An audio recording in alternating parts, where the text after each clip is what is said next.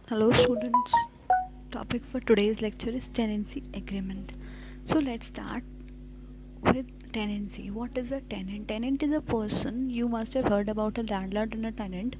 Landlord gives his or her house or any shop on rent, and tenant is a person who pays rent to that landlord. So let's start uh, a discussion about tenancy agreement.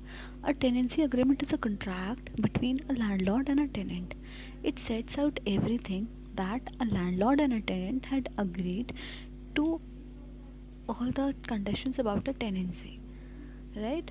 Tenancy agreements must be in writing, and the landlord must give the tenant a copy before the tenancy starts. However, if there is no formal agreement, the Residential Tenancies Act still applies. Landlords and tenants can't avoid their obligations by by not putting their agreement in writing. Tenants should read the tenancy agreement carefully before they sign it. This includes all the terms and conditions. If there's anything they don't understand, they should seek advice before they sign. Done? Then, what are the basic essentials of tenancy agreement? Tenancy agreement must include the full names and contacts and address of the landlord and the tenants.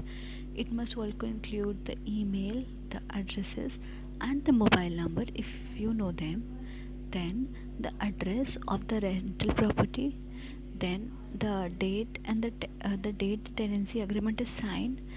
Then the an address for service for both the landlord and the tenant, and whether the tenant is under the age of 18.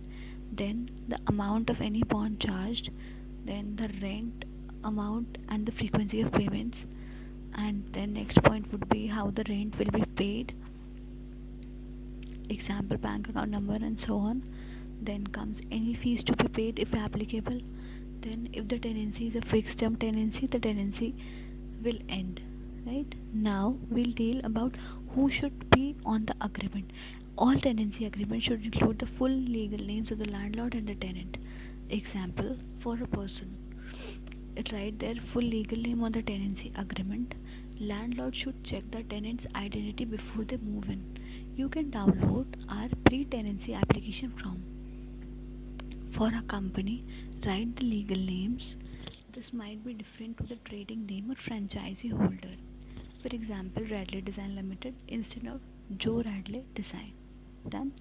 Then for a trust, it includes the name of the trustee as well as the name of the trust. For example, Jane and Mary Brown as trustee for the Brown Family Trust. Done. I think the concept must be clear. Thank you.